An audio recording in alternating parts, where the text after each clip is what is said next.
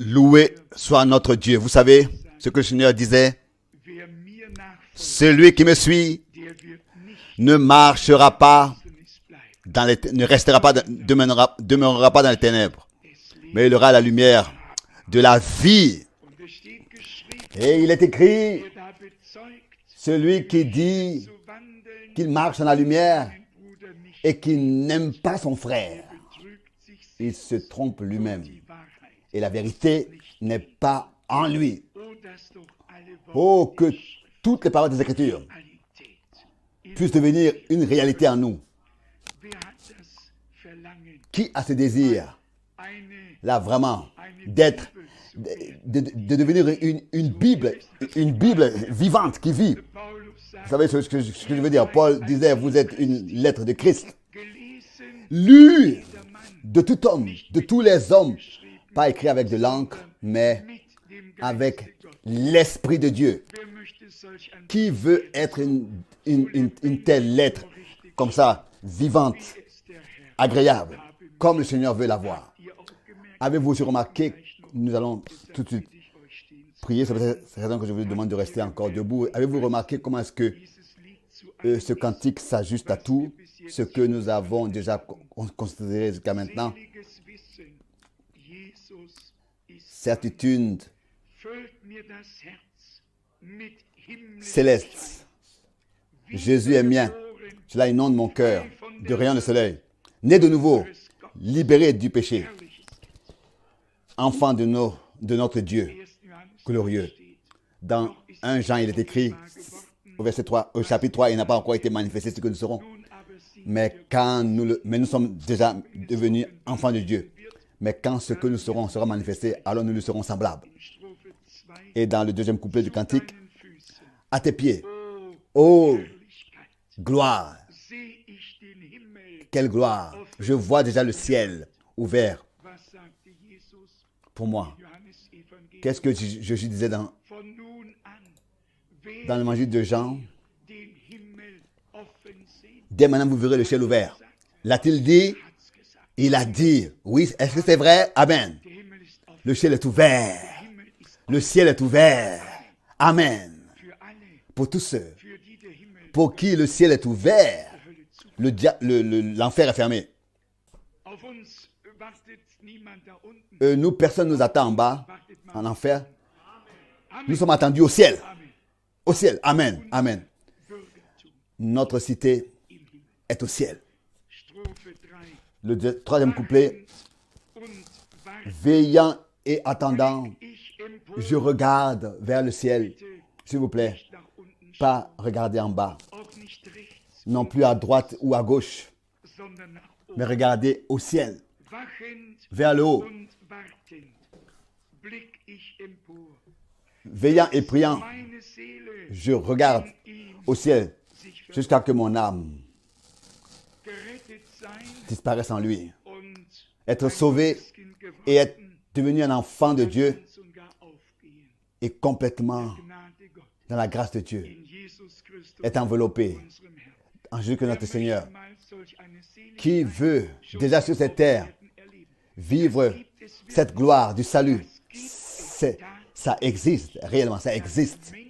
Que des hommes qui sont sur terre peuvent être déjà dans l'Esprit de Dieu. Oui, ça existe. Ensuite, ce couplet, être rempli de sa nature entièrement. Je serai transformé alors entièrement à son image. Ça aussi, c'est selon les Écritures. Nous serons changés et nous passons de clarté en clarté et de gloire en gloire. Nous voulons encore de tout notre cœur chanter ce cœur en rendant gloire à Dieu par cela, par Jésus notre Seigneur.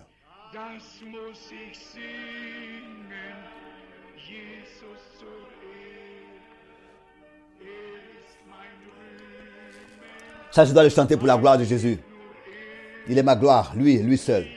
Lumière et vie, rayon de soleil. Oh, toi, mon tout. Toi, toi seul. Ça, je dois le chanter. À Jésus et à Jésus seul. Il est ma gloire, lui.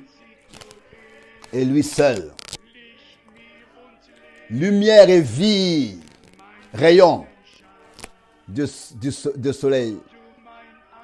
Toi, mon tout. Toi. Toi seul.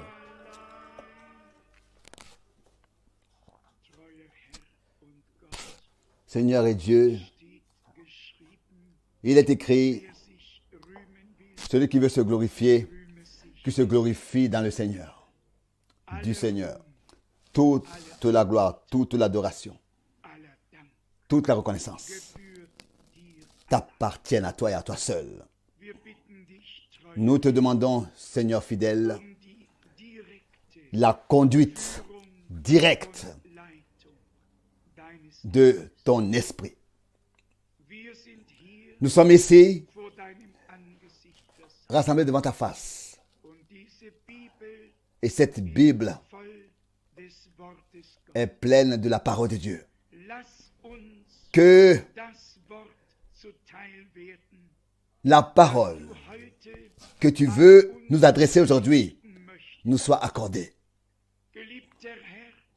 Seigneur, nous te demandons de tout notre cœur cela, car nous avons compris l'importance des choses et de quoi il s'agit. Il s'agit de l'appel à sortir et de la préparation de ton épouse.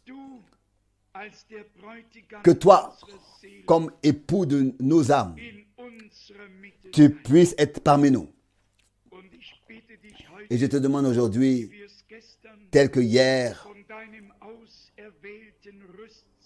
nous l'avons entendu de ton ouvrier choisi, élu, de ton serviteur et prophète William Marion Branham. Je te demande que tu puisses me mettre de côté pour que personne voie ici un homme devant, mais que tous puissent voir Jésus, écouter Jésus, expérimenter Jésus. Seigneur, ça je ne le dis pas seulement, ça je le pense sincèrement. Mets-moi de côté pour que personne d'autre soit vu ou entendu en dehors de toi et toi seul. C'est toi qui, sans prophète et sans un apôtre, marchait seul parmi les 700 degrés d'or. Et tu es encore celui qui marche encore aujourd'hui parmi les 700 degrés d'or. Tu qui marches parmi ton peuple, tu parles et tu révèles ce qui est écrit déjà et qui doit nous être adressé dans la plénitude de la foi et étant conscient de ce que nous faisons. Nous te remettons cette réunion sous le sang de l'agneau de Dieu et nous déclarons à l'ennemi, Satan, tu as perdu tout droit sur le peuple racheté par le sang. Retire-toi et quitte cette salle au nom de Jésus-Christ. Seigneur notre Dieu, que tu puisses venir parmi nous et nous faire du bien selon ta promesse. Tu connais les questions, les problèmes et difficultés et quoi qui serait encore. Nous venons à toi et nous te demandons, sois pour chacun aujourd'hui tout, car tu nous es devenu toutes choses. Que nous puissions t'expérimenter ainsi, que les malades puissent t'expérimenter comme médecins, ceux qui sont perdus comme sauveurs, ceux qui sont liés comme celui qui délivre, et tous ceux qui veulent être baptisés Saint-Esprit comme celui expérimenté comme celui qui baptise d'esprit et de feu. Nous te remercions, Seigneur, Dieu Tout-Puissant, de ce que tu t'es révélé à nous toi-même. Tu t'es fait connaître et que nous avons la grâce de savoir en qui nous croyons et qui nous parle. Et nous te remercions aussi de ce que tu nous as révélé tous les mystères de la parole de Dieu. Et maintenant, nous te demandons encore que tu puisses nous accorder la grâce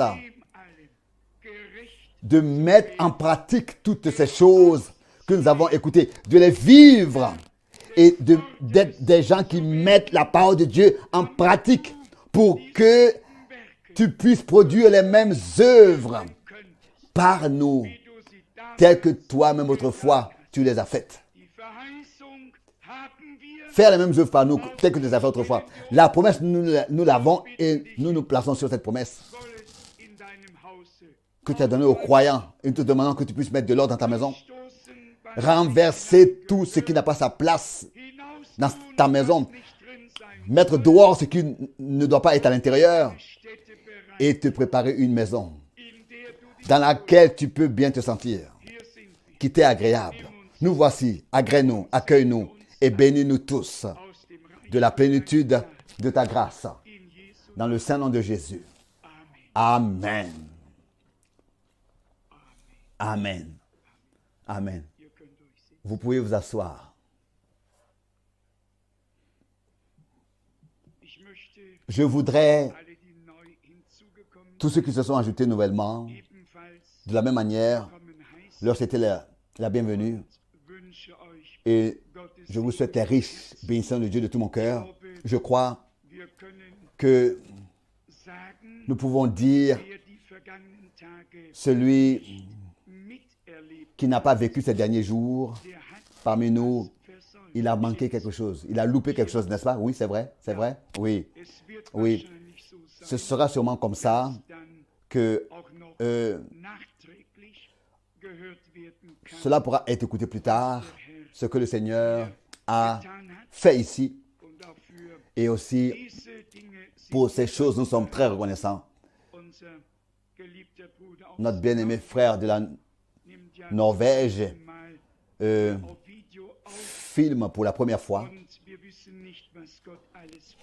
Et nous ne savons pas quelles sont les intentions de Dieu un jour.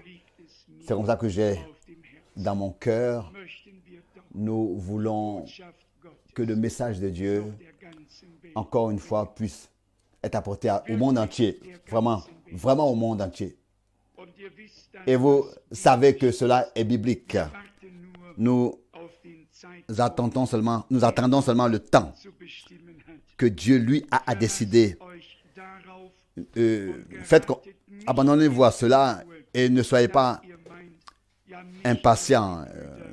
Ne soyez pas en train de penser, mais qu'est-ce que les frères maintenant font encore? Non, nous avons appris assez que avec nos propres œuvres, avec ce que nous faisons de nous-mêmes, rien n'est fait. Rien n'est fait.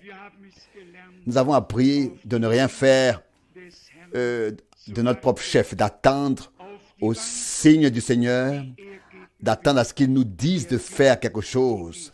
Et il nous le dira quand le temps sera arrivé pour cela. Donc, je m'attends aussi à cela. Moi aussi, parfois, je suis soucieux et pour ne pas dire un peu inquiet.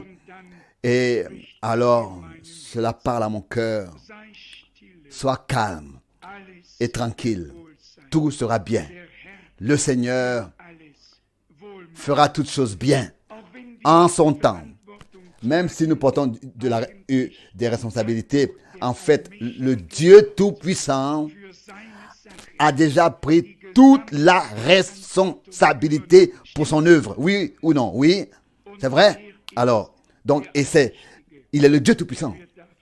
Et il fera en sorte que tout se déroulera bien. Comme il est écrit dans Genèse, le 7e jour, Dieu a achevé son œuvre et s'est reposé de toute son œuvre. C'est ainsi que maintenant, à la fin du 7e âge de l'Église, il achèvera son œuvre.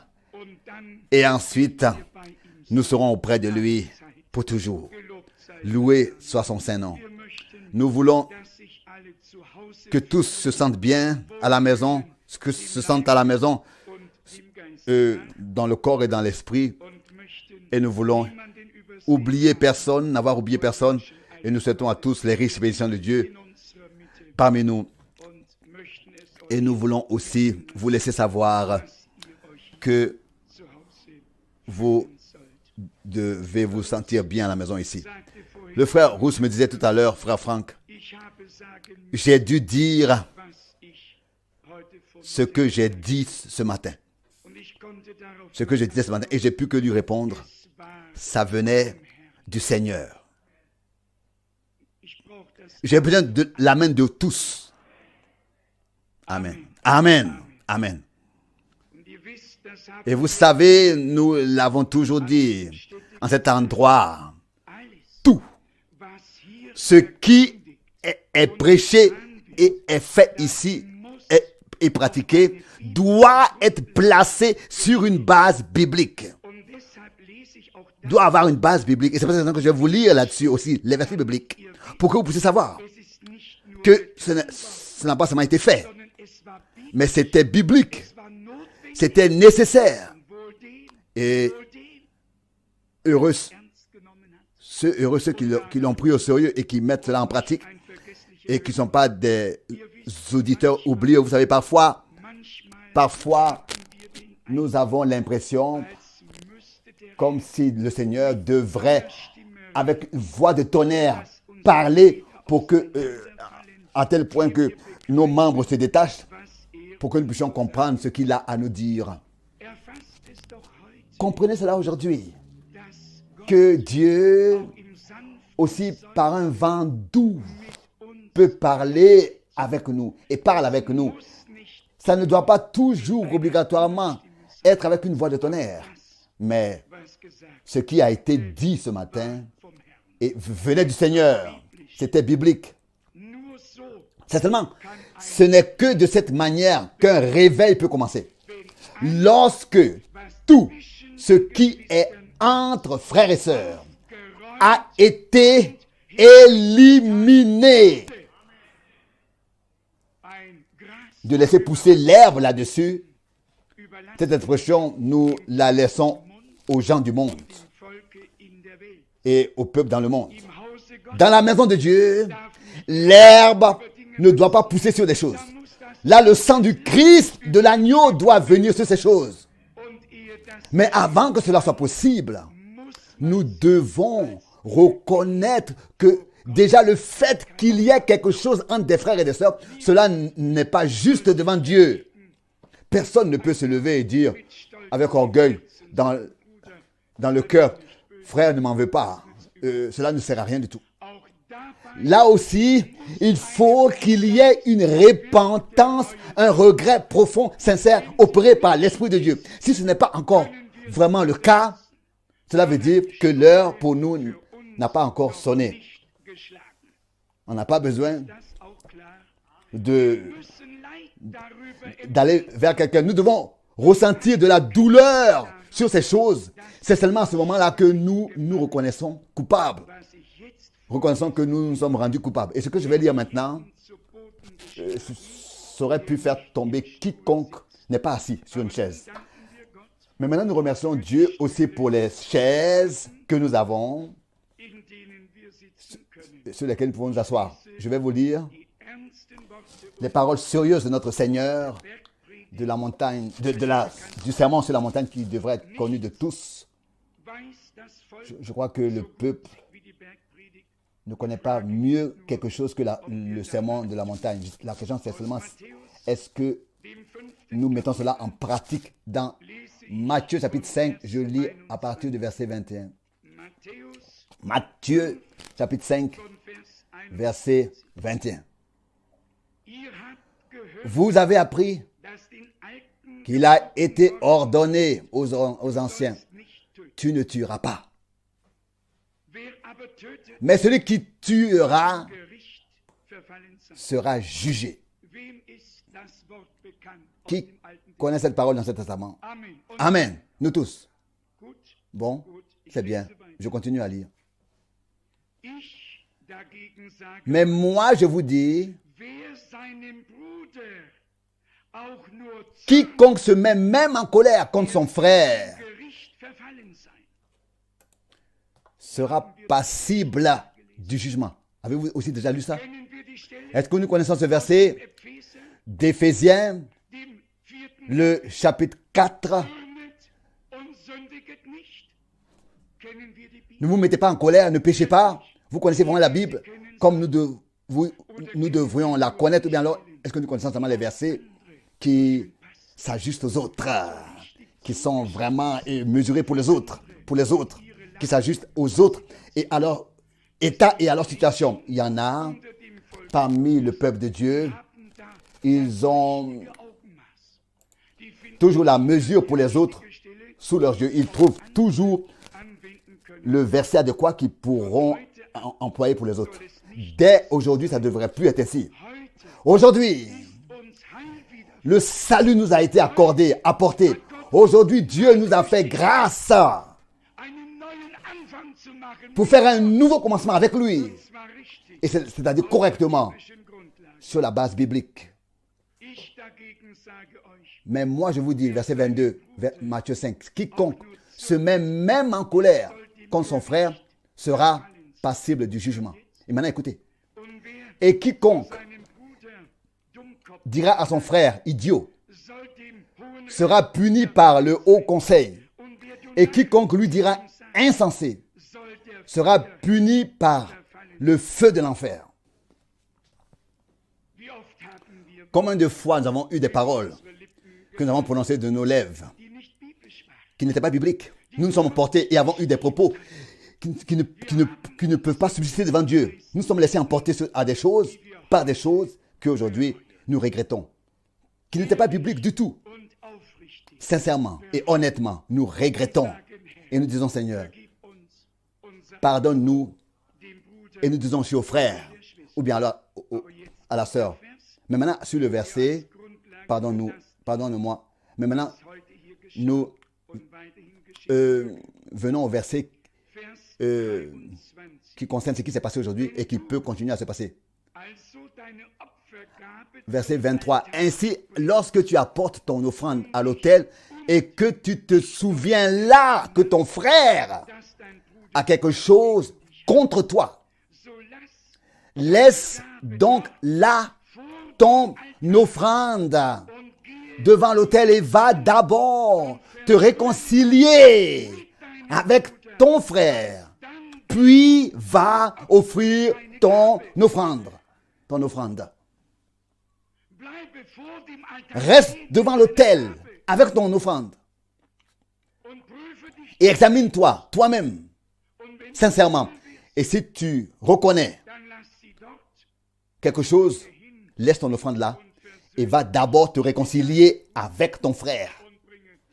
Et ensuite, viens offrir ton offrande sur l'autel. Sommes-nous d'accord avec la parole du Seigneur? Est-ce que nous voulons avoir les choses ainsi dès maintenant, les pratiquer ainsi? Ce serait mieux de ne donner aucun accès aux calomniateurs. Et nous allons aussi venir à parler de ça. Toujours de nouveau, de faire toujours la même chose. Et puis dire, pardonne-moi, pardonne-moi, pardonne-moi. Et puis on ne change pas. Et puis toujours, pardonne-moi, pardonne-moi. Ça, c'est dans des chaussures d'enfants. Mais si nous avons atteint la stature de l'homme parfait en Christ, nous devons être capables de discerner les tentatives rusées du diable, l'accusateur des frères, pour pouvoir ensuite lui résister et lui dire, rien de moi, Satan, je n'ai rien à voir à faire avec cela. Mais ne pas tout de suite toujours demander pardon, et ne pas changer, recommencer les mêmes erreurs. Non. Il y a encore un autre verset que j'aimerais lire, il est dans Jacques, où il est parlé de la persévérance et de la patience. Je voudrais le lire tant que c'est encore dans ma mémoire, car ça appartient à ce sujet du retour de Jésus-Christ. Dans Jacques, chapitre 5, dès le verset 7. Soyez donc patients, bien-aimés frères, jusqu'à l'avènement du Seigneur. Frère Rousse parlait déjà de la persévérance, de la patience. Soyez donc patients, frères, bien-aimés frères, jusqu'à l'avènement du Seigneur. Ensuite, il est parlé de la pluie de l'avant et l'arrière-saison, etc. Au verset 8, il est écrit, « Vous aussi, soyez patients, affermissez vos cœurs, car l'avènement du Seigneur est proche. » Si je lis ce verset, alors je pourrais dire Paul, ou bien alors plutôt Jacques, tu l'as écrit la nuit dernière, comme actuel, selon le temps dans lequel comme proche, présent, actuel. Ici, nous lisons ça dans la Bible, et c'est comme si ça a été écrit aujourd'hui, et pourtant ça a été écrit il y a presque 2000 ans. Mais l'Esprit de Dieu savait il y a 2000 ans d'ici déjà, dans quel état l'Église, directement avant le retour de Jésus-Christ, se tiendrait et serait. C'est peut-être raison que déjà à l'époque, il a utilisé les hommes de Dieu. Il les a poussés par le Saint-Esprit. Et ils ont dû écrire ces choses. Écrire ce qu'ils avaient à écrire pour nous aujourd'hui. Est-ce que je pourrais écrire différemment aujourd'hui? Ce n'est pas possible. Est-ce qu'un apôtre pourrait écrire différemment? Non, ce n'est pas possible. Je vais vous dire la vérité. Paul, Jacques écrirait aujourd'hui ce qu'il a écrit autrefois. Pierre, Paul écriront ce qu'ils ont écrit, écriront aujourd'hui ce qu'ils ont écrit autrefois. Pas autre chose. Le Seigneur aujourd'hui dira ce qu'il a dit, ce qu'il disait autrefois. La parole de Dieu est au-dessus de tous les temps. Mais nous reconnaissons que des écritures, des versets particuliers se réfèrent à des événements particuliers. Il y a des situations particulières. Et si nous parlons du retour du Seigneur, alors nous devons employer et chercher et trouver les versets bibliques adéquats pour le retour de Christ et nous approfondir là cela. Je relis encore et je continue avec le verset 9. Vous aussi, soyez patients, affermissez vos cœurs, le verset 8, car l'avènement du Seigneur est proche. Ne soupirez pas les uns contre les autres, frères, de peur d'être jugés. C'est pas seulement que nous ne devons pas avoir quelque chose, nous devons pas avoir quelque chose les uns contre les autres et qu'il ne doit rien avoir entre les uns et les autres. Et on ne doit pas se plaindre, on ne doit même pas soupirer les uns contre les autres. Après votre raison, se plaindre, il faut ouvrir la bouche pour se plaindre. Et quand on remarque, il y a eu déjà assez de soupirs, n'est-ce pas, dans les cœurs. Et alors, si nous sommes maintenant arrivés à la fin, il faut que cela aussi soit éliminé. Qui est prêt, déjà dans ses pensées, dans son cœur, à marcher tout le chemin et à respecter toute la parole et à mettre en pratique tout ce que Dieu ordonne? Même un soupir contre quelqu'un n'est pas permis. En plus, votre raison de se plaindre. C'est seulement comme ça qu'on va atteindre le but. Car Dieu, d'abord, c'est lui qui met en nous le vouloir.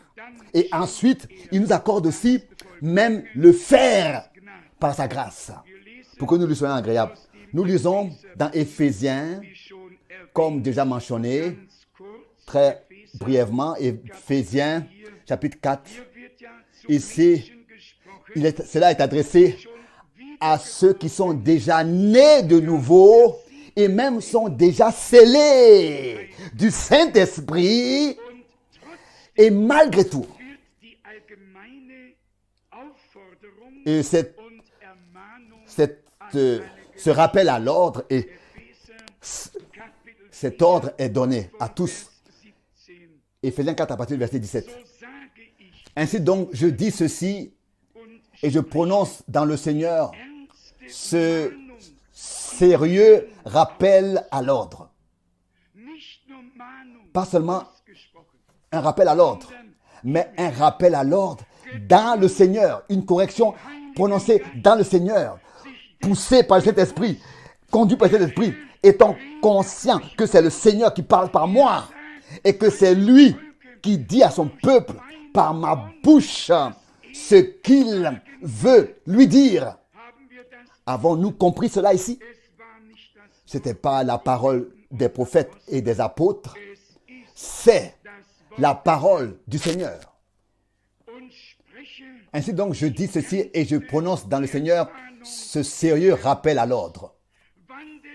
Ne marchez plus comme les païens dans la vanité de leurs sentiments,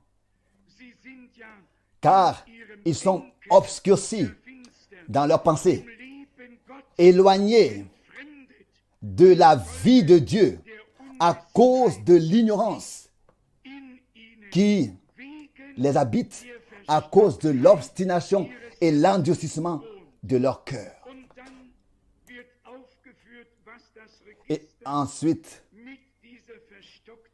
il est énuméré ce qui est lié à cet endurcissement, à cette obstination. Complètement morts moralement, ils se sont livrés à la vie de plaisir pour commettre toutes sortes d'immoralités combinées à la convoitise.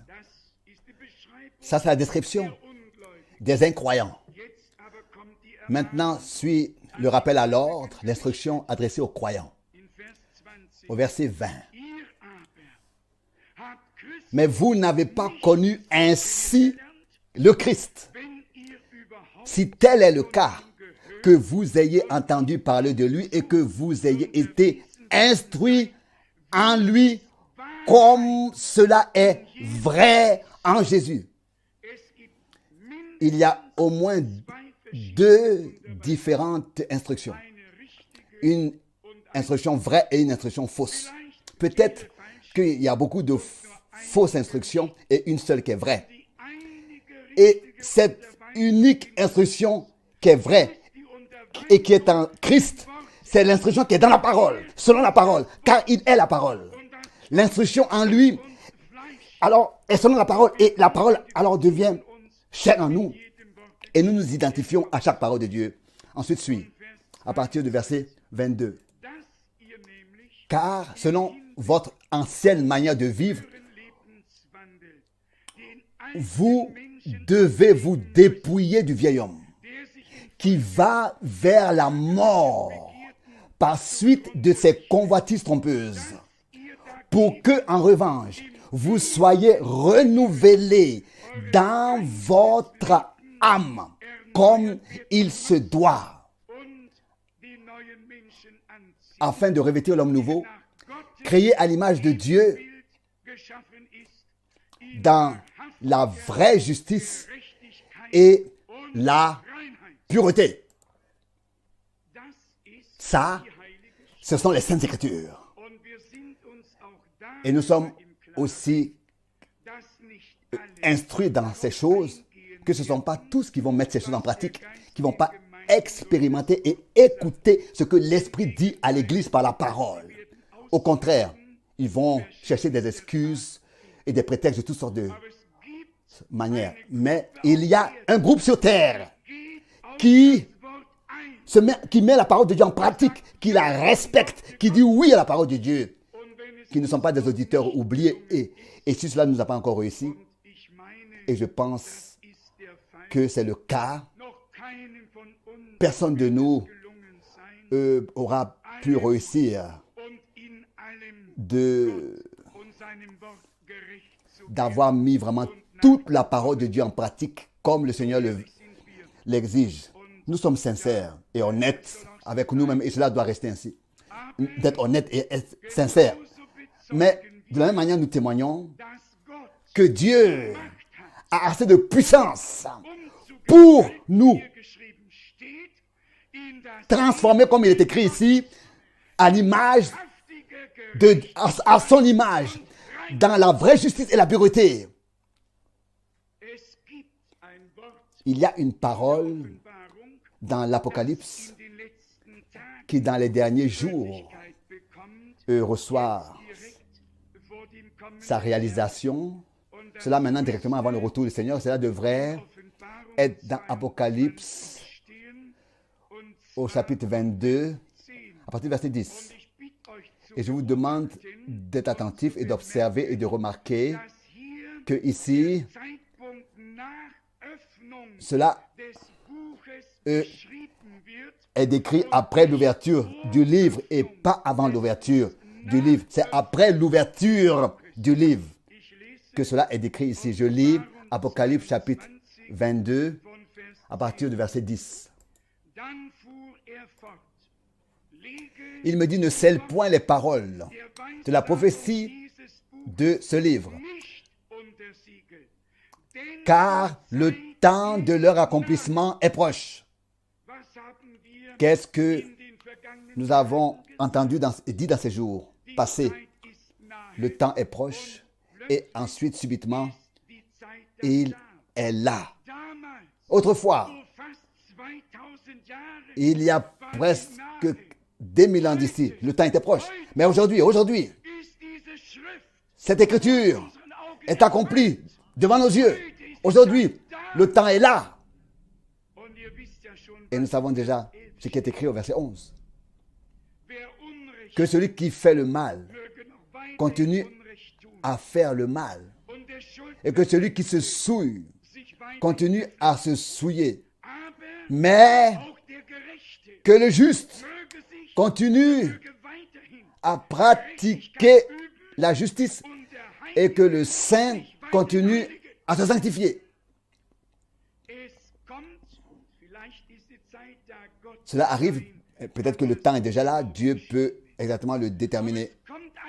Mais il y a un temps, comme frère Branham l'a prêché dans le sujet les âmes qui sont en prison, que les hommes ne pourront plus. Aujourd'hui, ils peuvent encore, ça je le crois. Mais il y a un temps où ils ne pourront plus. Celui qui est souillé reste souillé. Celui qui est impur reste impur. Et celui qui fait le mal continuera à faire le mal. Et celui qui est injuste continuera à être injuste. Mais celui qui est juste continuera à pratiquer la justice. Et celui qui est saint continuera encore à être sanctifié entièrement. Et cela a lieu maintenant. Aussi, cela a lieu maintenant. Le juge continue encore plus à pratiquer la justice. Autrefois, le temps était proche, mais maintenant, le temps est là. Parce que c'est ainsi, nous devons aussi toucher des domaines de la vie terrestre. Sinon, cela pourrait arriver que quelqu'un reparte dans la maison et dit, bon, bien-aimée femme, tu sais, maintenant le temps est maintenant sérieux, maintenant tu me laisses tranquille, ou bien alors la femme pourrait dire à son mari, cher mari, tu sais, le Seigneur revient bientôt et le temps est là. Maintenant, alors, donc, dès maintenant, nous sommes que des frères et des sœurs. Ne m'en veux pas. Je vais avec esprit lire des Saintes Écritures. Et je vais vous dire aussi pour quelle raison. Pour que, jusqu'à la fin, nous puissions rester sobres et normal. Et qu'aucun homme devienne un insensé ou bien un fou ou bien alors et apporte de l'opprobre de cette manière et la honte sur les choses de Dieu. Vous savez, il y a différentes sortes d'esprits. Mais qu'un seul Saint-Esprit. Et ces différents esprits-là crachent au vrai sens du mot partout. Et puisque ces esprits-là, sans homme, ne peuvent rien produire comme dégâts, alors ils utilisent des hommes et ils se choisissent ceux qui sont les plus considérés parmi les croyants. Et alors ils ont une apparence de piété extrême et ils vont de porte en porte et produisent des dégâts partout. Sobriété est normale, de rester normal et sobre jusqu'à la fin. C'est très important. Vous savez ce que je me suis cet après-midi pris comme intention en venant ici. J'ai tout un rassemblement de photos avec frère Branham. Et puis et là, on le voit en habit de cow-boy, en chapeau. Là, on le voit être en train d'aller à la pêche. On le voit dans les différentes choses du domaine terrestre, des domaines terrestres. Peut-être que ça vous ferait du bien de voir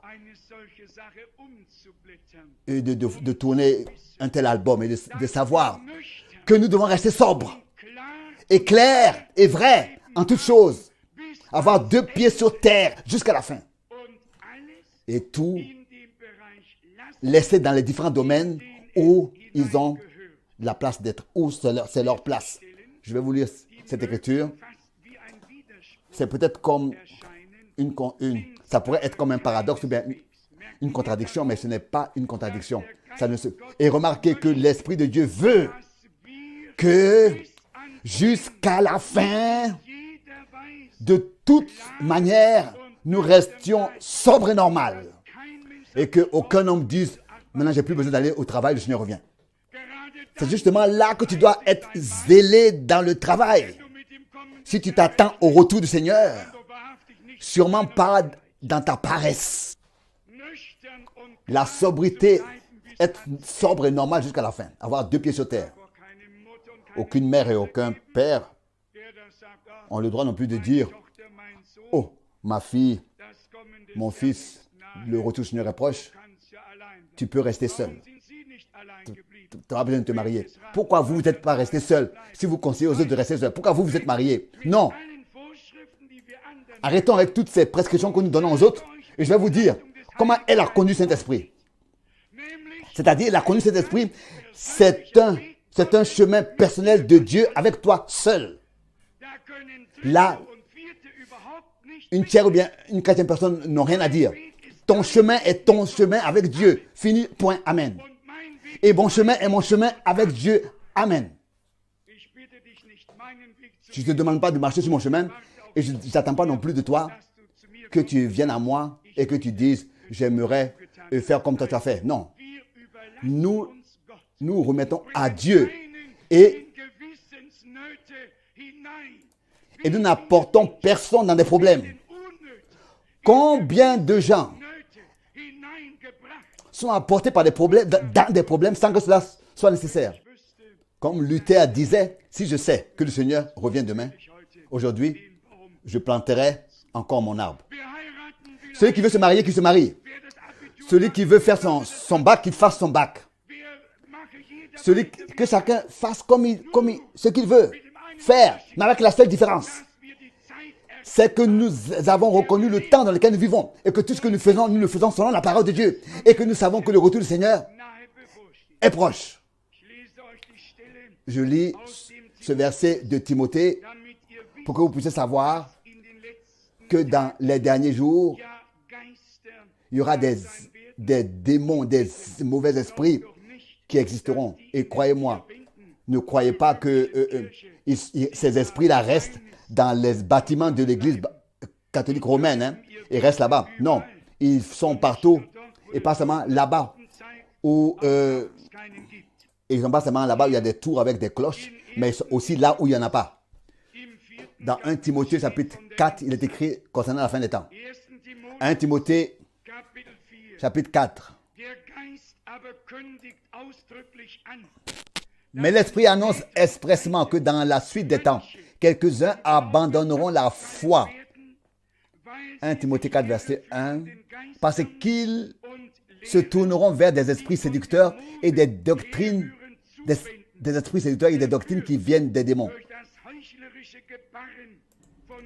Trompés par la conduite hypocrite de menteurs qui portent la marque de la culpabilité dans leur propre conscience. Ce sont ceux qui interdisent le mariage et l'abstinence de nourriture que Dieu a pourtant créé pour que ceux qui croient et tous ceux qui ont connu la vérité en jouissent avec reconnaissance. Des esprits pieux ne sont pas encore le Saint-Esprit. Le Saint-Esprit est le Saint-Esprit. Et le Saint-Esprit ne vient pas par une tante ici ou bien par un oncle là-bas. Le Saint-Esprit parle par la parole de Dieu à nous tous sur chaque sujet en tout temps. Je n'ai pas besoin d'une tante ou bien d'un oncle qui viennent à moi et qui me disent Dieu lui a révélé ceci et cela. Oui. Oui. Le frère qui a dit c'est ainsi. Et c'est ainsi que ça reste aussi. Avons-nous compris cela? Ce n'est pas un qui dise à l'autre c'est ton chemin. C'est le chemin que tu dois suivre. Non, le chemin que Dieu te conduit, c'est ton chemin. Va, suis ce chemin avec Dieu. Mais le chemin d'un autre est le chemin d'un autre. Et pas ton chemin non plus. Laisse-le à Dieu. Avons-nous compris cela? Donc, alors, les choses vont un peu mieux pour nous. Maintenant, nous passons à l'épître aux Corinthiens. Et ici, Paul m'impressionne. Il met les points sur les i. Ici, c'était un homme duquel nous savons tous qu'il a dit, je souhaiterais que vous resteriez tous comme je suis. Et malgré tout, il a ici,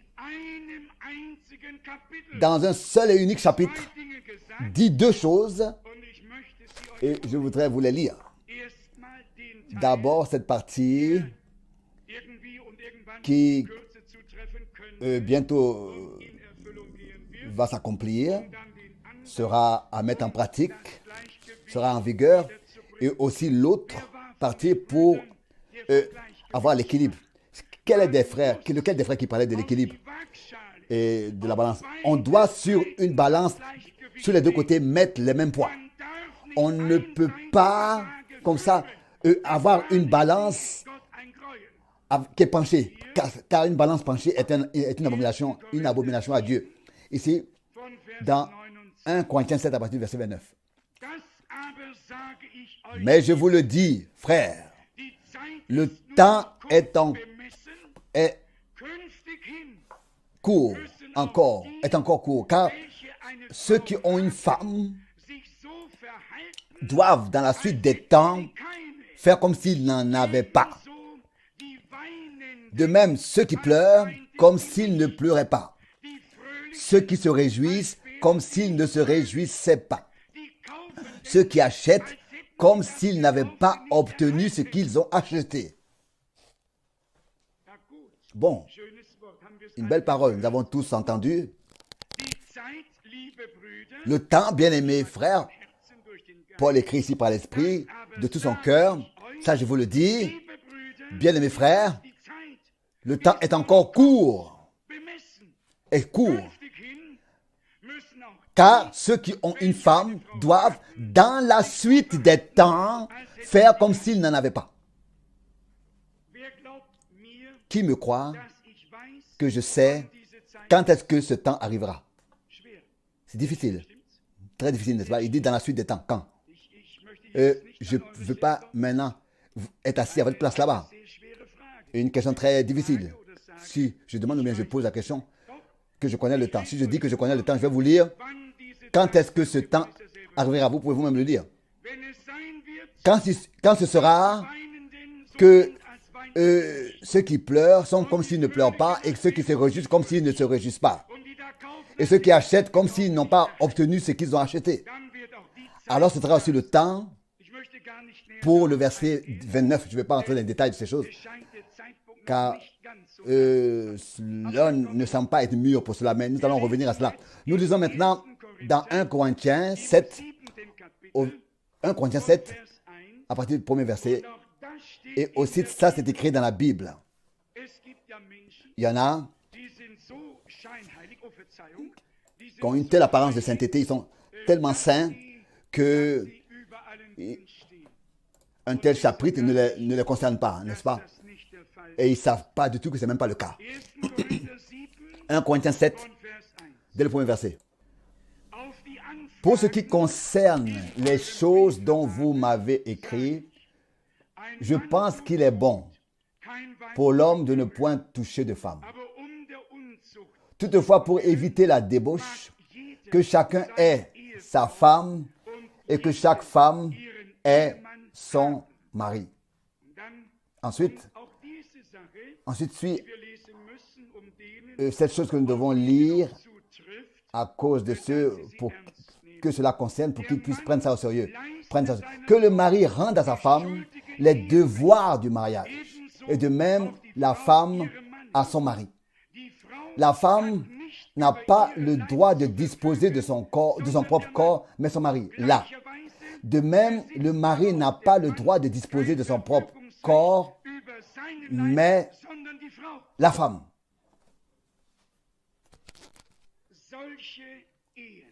Un tel foyer, je le souhaite à tous qui veulent subsister devant Dieu, que une telle harmonie divine déjà ici sur cette terre existe, puisse exister, que l'un sans parole puisse savoir ce que l'autre veut, ce que l'autre désire, sans parole.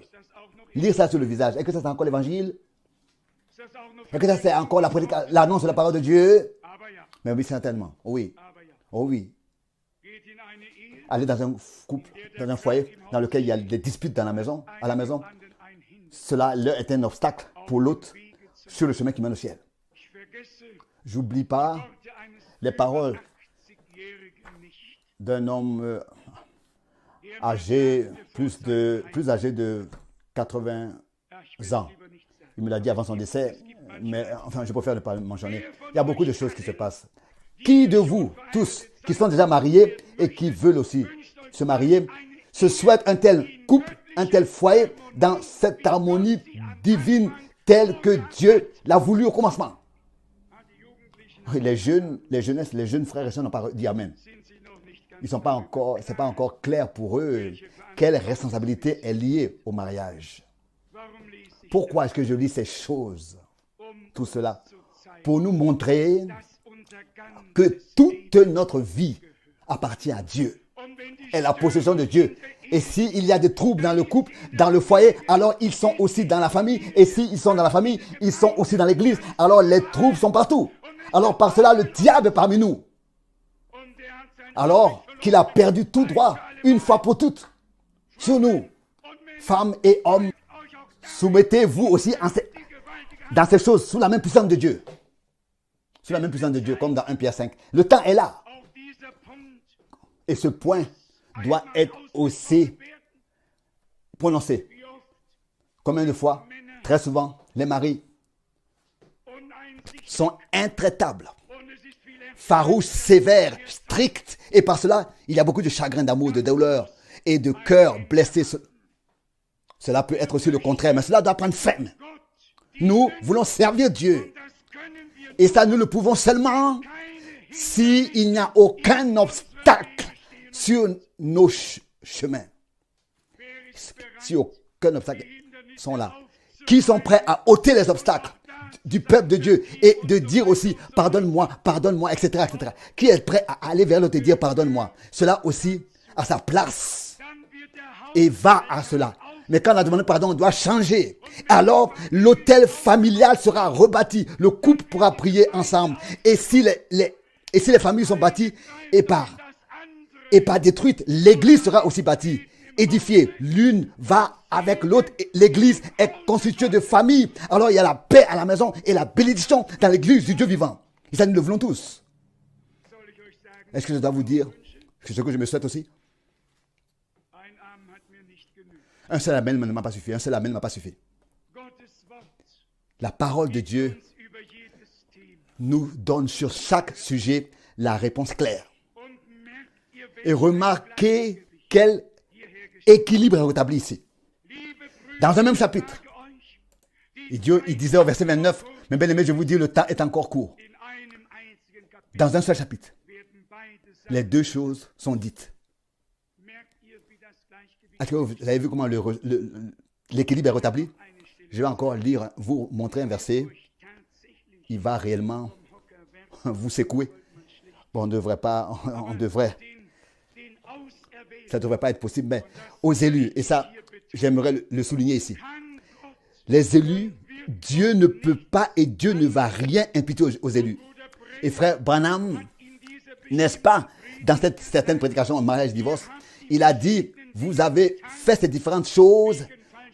Vous avez eu ces différents problèmes à cause d'un mauvais enseignement. Il n'y avait pas d'enseignement juste sur ces choses qui avaient été apportées, sur le mariage, sur le couple, sur le foyer. Et il disait lui-même, moi aussi, je ne l'ai pas su auparavant. Lui aussi, cela lui a été révélé. Mais regardez le contraire maintenant. 1 Corinthiens 7, verset 8.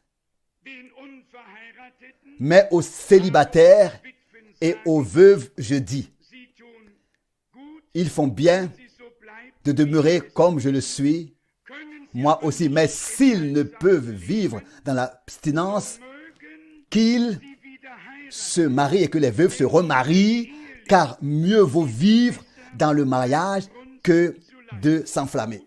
Bon, ça aussi nous le comprenons tous. Même aussi les sœurs ont un cœur et elles ressentent aussi quelque chose. Donc écoutez ce qui est écrit dans Timothée. Je vous le lis maintenant. 1 Timothée, chapitre 5, dès le verset 9.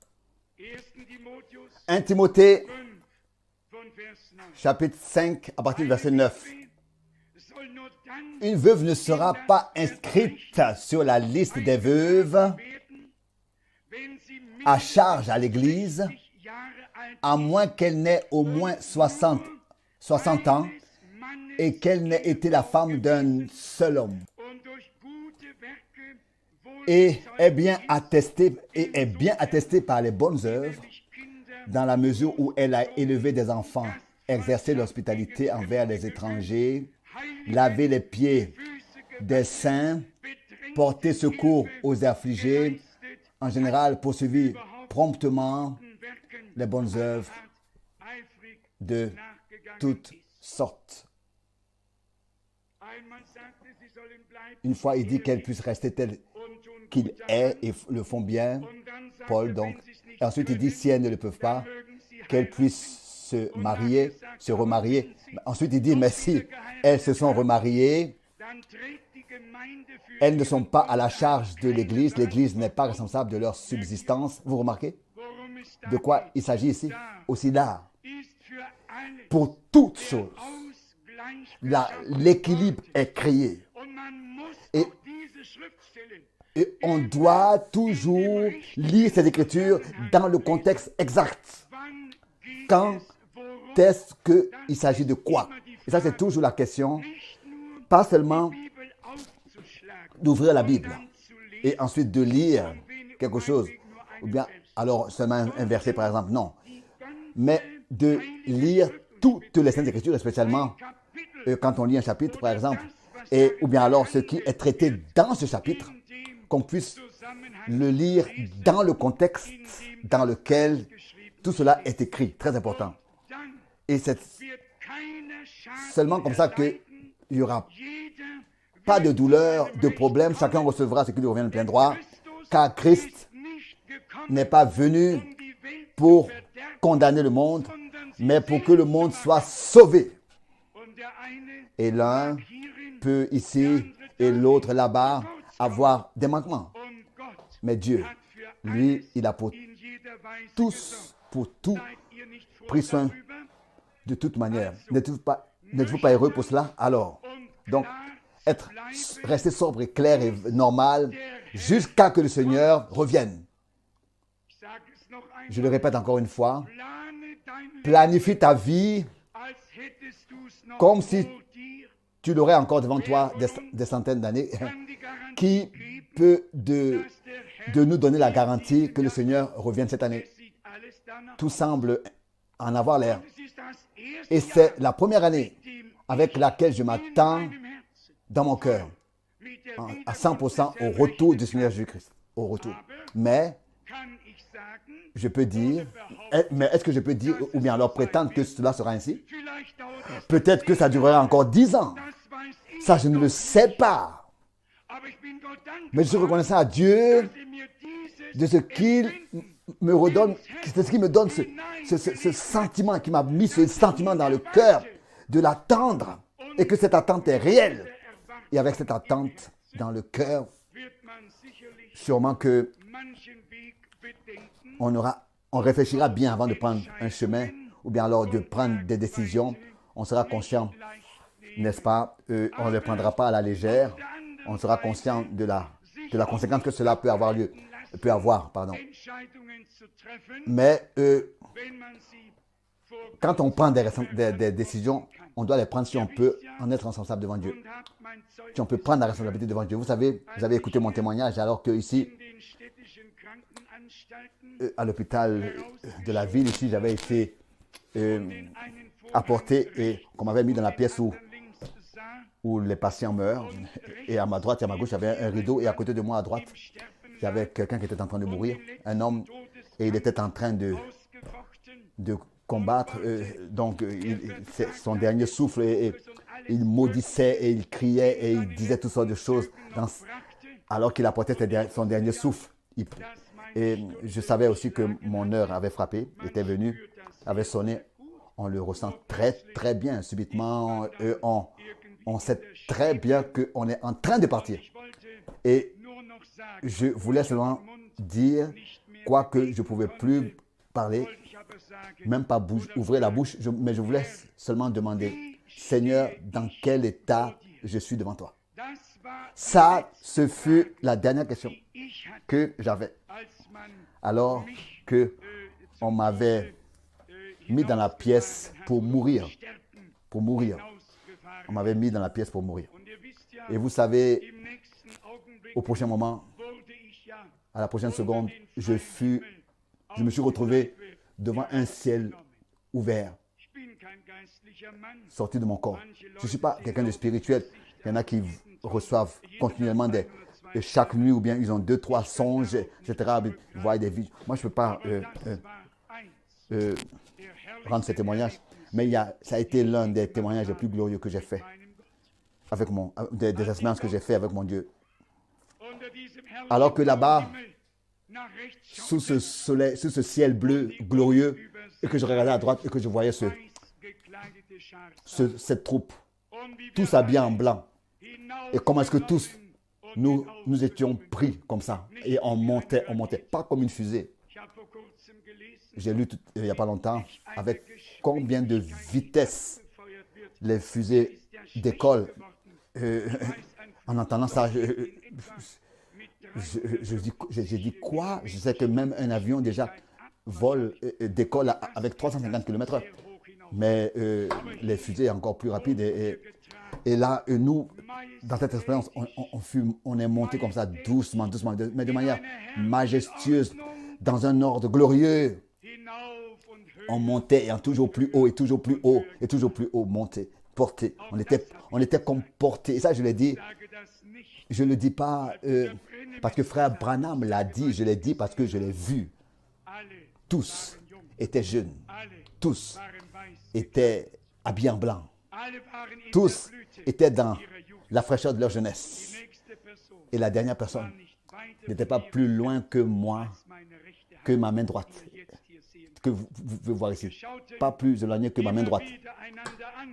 Nous nous regardions toujours l'un l'autre. Et pendant que nous nous regardions, des vagues de joie inexprimable, glorieuse, et de bonheur inexprimable nous pénétraient.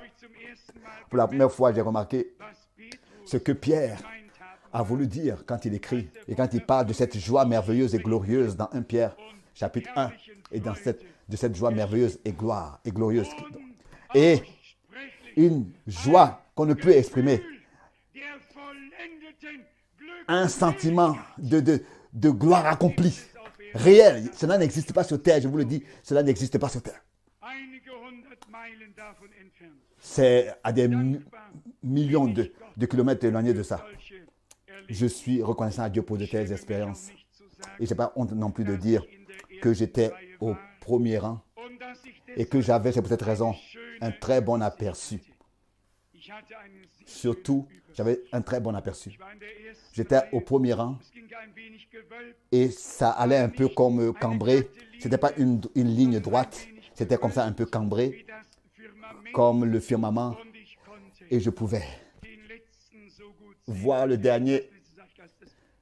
comme ça, là-bas, loin, comme si, et pourtant, il était comme à côté de moi. Et là-bas, il n'y a plus de fin, il n'y a pas de distance.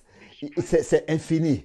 On ne peut pas expliquer cela. Et ça, je vous l'ai dit, dans cette dimension, alors que j'avais vu la pyramide ensuite en cristal descendre et se placer sur cette ligne de séparation. Et un peu aussi, comme ça, cambré à l'intérieur. J'ai vu cela clairement comme je vois la Bible ici maintenant devant moi. Je n'avais pas besoin de lunettes. Ça, je peux vous le dire. Dans cette dimension, on voit les choses. Je vous le dis comme c'est. Alors que Jean était sur l'île de Patmos, Jean, et que le ciel s'était ouvert, et qu'il vit des visions, il reçut des visions divines. Il vit des choses qui étaient quelque part. Mais il les voyait très clair devant lui.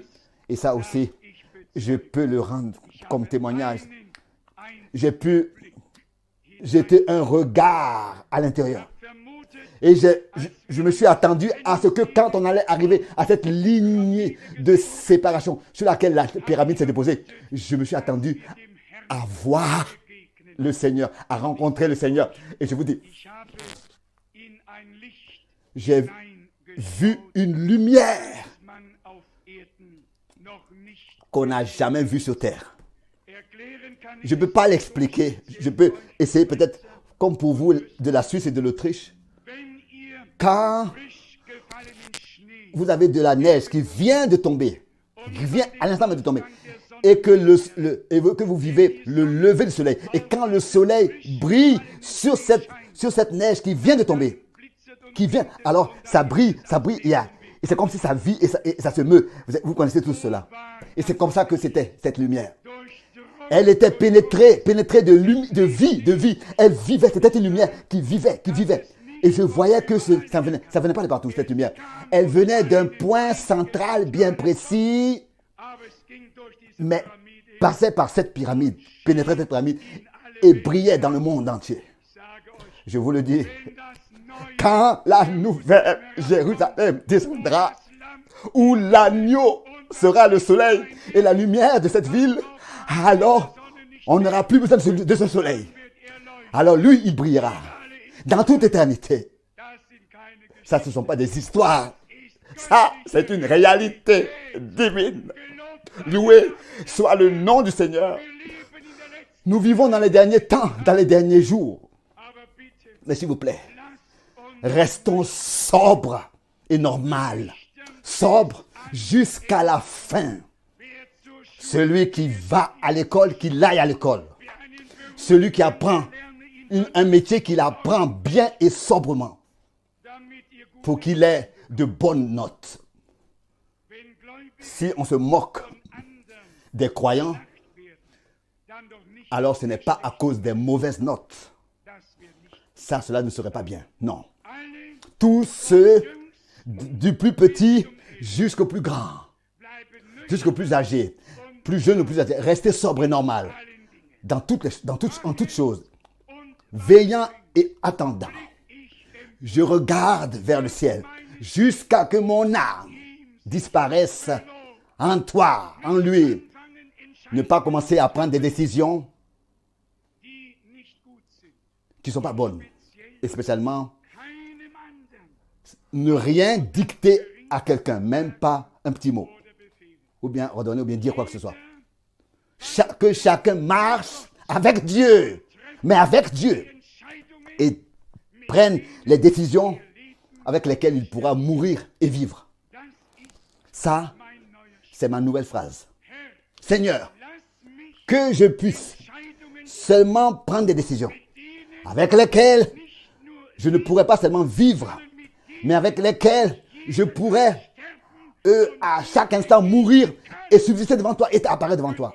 Est-ce que vous pouvez me comprendre quand je dis cela? Vous comprenez ce que ça veut dire? Prendre des décisions avec lesquelles on peut vivre et avec lesquelles on peut mourir. De telles décisions que Dieu puisse nous les accorder et nous les donner. Et si ces décisions-là sont selon les Écritures et sont retrouvées dans la parole et sont en accord avec les Saintes Écritures, alors nous n'avons pas besoin de charger notre conscience par qui que ce soit. Nous nous dirigeons d'après la parole de notre Dieu. Conduisons d'après ta parole et pas d'après des traditions humaines et des coutumes et des opinions humaines. Peut-être que cela n'a pas sa place ici.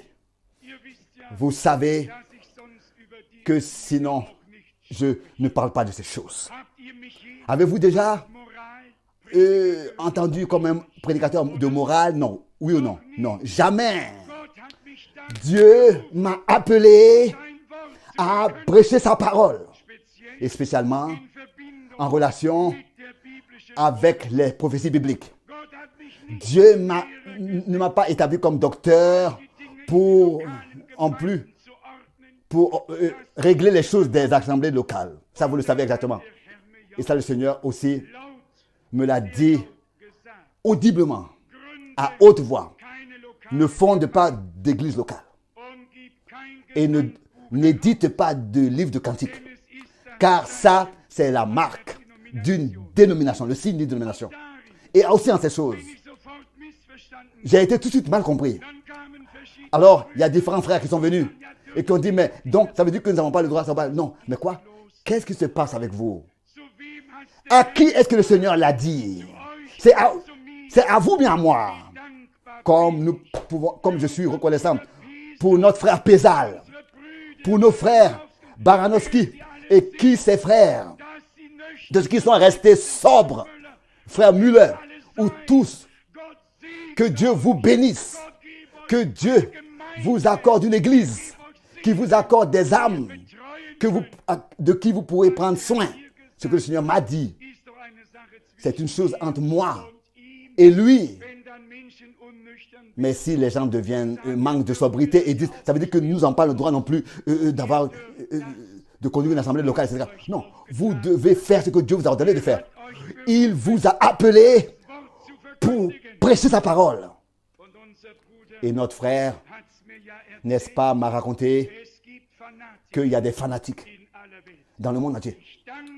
Je remercie Dieu aujourd'hui pour tous les frères dans le ministère qui sont restés sobres et normaux.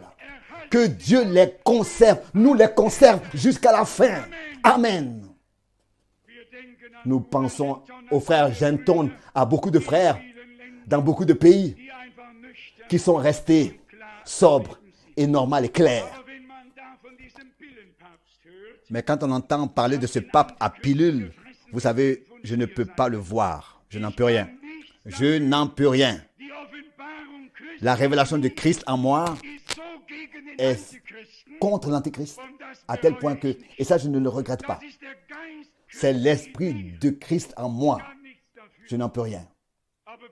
Mais quand on lit que justement les usines de pilules appartiennent au Vatican, alors on remarque comme grande est l'hypocrisie. Et d'une telle hypocrisie que Dieu nous en préserve. Il parle de contraception. Et qui a lu, je l'ai lu, contraception. 6000 crânes d'enfants ont été trouvés dans un monastère à proximité du Vatican. Quand un grand étang a été vidé là-bas. Pas ainsi. Pas de cette manière. Fini le faux christianisme avec une propre justice bidon et revenir à la piété, à la sobriété en toutes choses. Ne vous inquiétez pas. Dieu est un Dieu qui a pensé à tout. Et ne me comparez pas avec cet homme au Vatican. S'il vous plaît. Ce sont deux sortes de langage. Et moi, j'ai le langage de Dieu, de mon cœur, de mon Seigneur. Le langage de mon Seigneur a parlé. Mon Père n'est pas là-bas, mon Père est au ciel. Que son nom soit sanctifié. Que son règne vienne. Et que sa volonté soit faite sur la terre comme au ciel. La sobriété en toutes choses. Être normal. Paul n'a pas dit, si vous voulez avoir des enfants, mariez-vous. Il a dit, si vous ne pouvez pas vivre dans l'abstinence, mariez-vous. Ça, c'était un saint homme, un saint homme, n'est-ce pas, frère, l'apôtre Paul? Un saint homme. Oui, c'était un vrai saint homme. Ça, c'était pas un soi-disant saint, c'était un saint homme. On n'a pas besoin de parler plus clair que ça. Qu'est-ce que nous avons fait ce matin et cet après-midi, ici aujourd'hui? Nous avons parcouru l'enseignement de la Bible,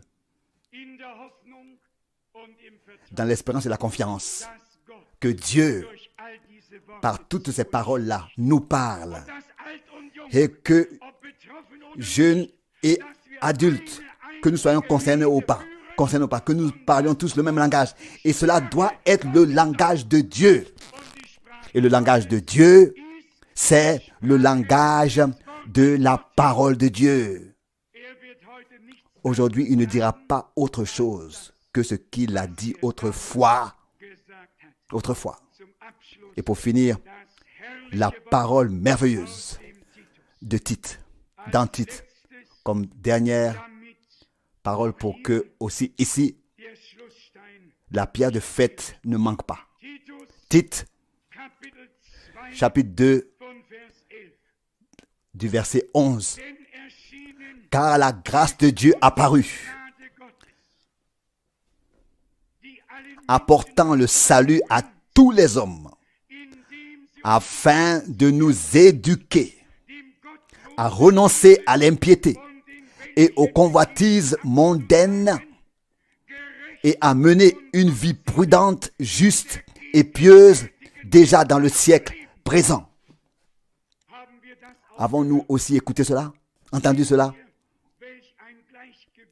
Regardez quel équilibre vient dans l'annonce de la parole de Dieu. Ne pas être sans retenue, pas de liberté pour les insensés. Les limites sont fixées pour le peuple de Dieu dans la parole de Dieu. Et ces limites-là, ces paroles-là ces limites-là de la parole de Dieu n'ont pas le droit d'être transgressées. Et ces paroles-là non plus. Avons-nous compris cela? La vie d'un croyant se déroule dans les limites de la parole de Dieu. S'il vous plaît, ne voyez pas de propre liberté ou limite ici. Et cela aussi s'est passé. Dieu a assigné à la femme ses domaines et lui a donné certains ordres et décrets et instructions en cours de route. Et le même Dieu a fait la même chose avec le mari. Et si parfois il y a des différences qui apparaissent, alors Dieu savait dans sa préscience pourquoi est-ce qu'il a décidé cela ainsi. Sœurs, ne soyez pas offensés. Dieu a su mieux les choses. Nous lisons à partir du verset 13. Tite 2, verset 13. Attendant ainsi notre bienheureuse espérance et l'apparition de la gloire du grand Dieu et de notre Sauveur Jésus-Christ. Alléluia. Une question. Est-ce qu'on peut vivre pieusement dans le mariage? Ah ben, très certainement. Peut-être même mieux que sans mariage. Amen. C'était un peu trop bas, frère Schmitt. Je continue à lire le verset 14. Qui s'est donné lui-même pour nous, afin de nous racheter de toute iniquité et de se faire un peuple qui lui appartienne, purifié par lui et zélé pour les bonnes œuvres. Et après cela, il est écrit, dis-leur ces choses, rappelle-les à l'ordre, les exhortant à les faire et parle à leur conscience avec toute l'insistance nécessaire. Que personne ne te traite avec mépris. Des paroles de Dieu restent paroles de Dieu. Nous avons sur le sermon de la montagne, nous n'avons pas continué à lire. Notre Seigneur dit, vous savez ce qu'il a été dit aux anciens, tu ne commettras pas d'adultère, mais moi je vous dis,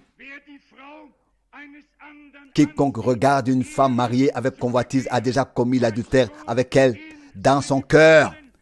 Dans son cœur. Matthieu 5, verset 28.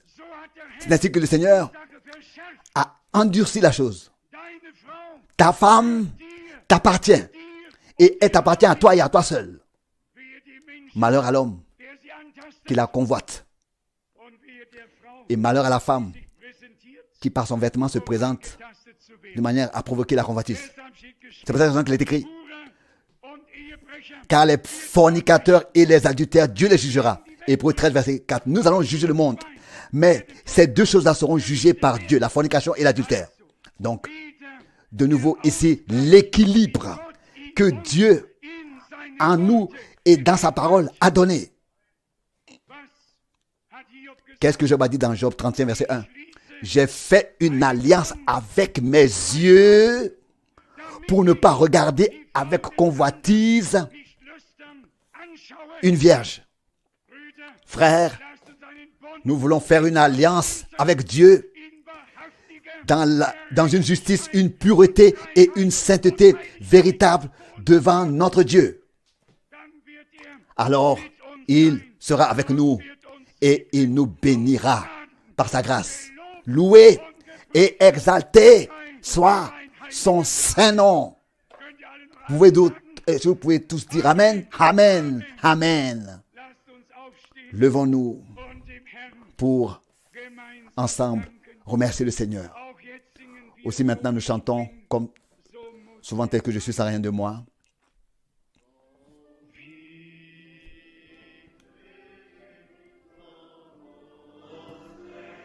Tel que je suis sans rien de moi. Sinon, ton sang versé pour moi et ta voix qui m'appelle. Agneau de Dieu, je viens. Je viens. Qui veut dans son cœur expérimenter cette sanctification nécessaire pour vraiment mettre la parole de Dieu en pratique? Nous disons, Seigneur, aide-nous. Aide-nous. Et le Seigneur nous aidera. Si nous sommes prêts, si nous voulons, lui, il le veut, sincèrement. C'est lui qui a déjà mis en nous le vouloir. Le vouloir. Et c'est lui qui accorde aussi sa grâce pour le faire, pour que nous soyons agréables. Louez ça son saint nom. Nous levons encore nos mains et chantons encore une fois, tel que je suis.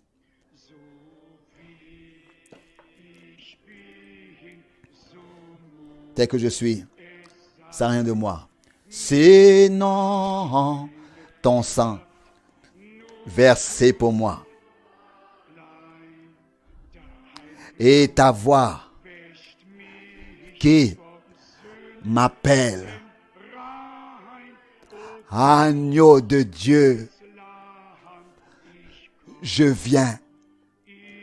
Je viens. Père céleste, nous voulons subsister devant toi.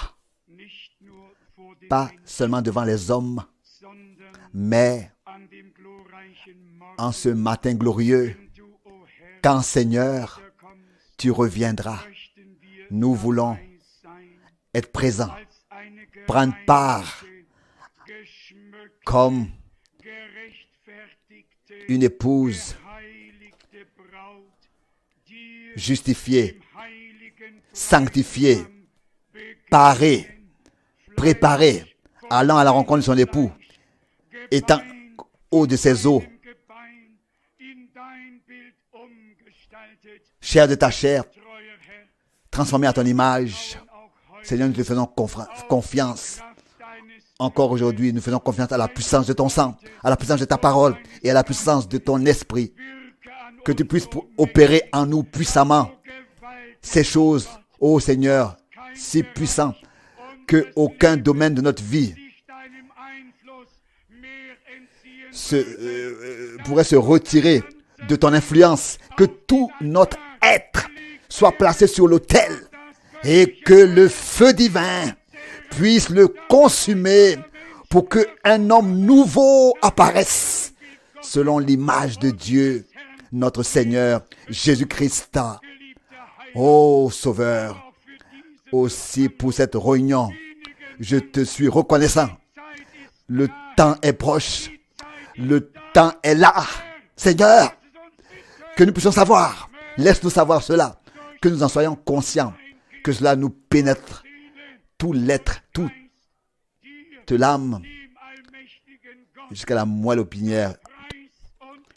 À toi, le Dieu Tout-Puissant, soit la gloire, la louange et l'adoration dans toute éternité. Tiens-nous aujourd'hui par la main pour que aucun soupir, aucun reproche, aucune colère, aucune division, animosité, que rien n'existerait, que tout soit éliminé. Seigneur, nous nous soumettons sous ta main puissante, que ta vie par nous soit vécue. Seigneur, le dernier tour a commencé. Le jour du salut. Le jubilé est là. Seigneur, nous te remercions de tout notre cœur. Dans le saint nom de Jésus-Christ. Alléluia. Alléluia. Alléluia. Amen. Amen. Amen. Vous pouvez vous asseoir.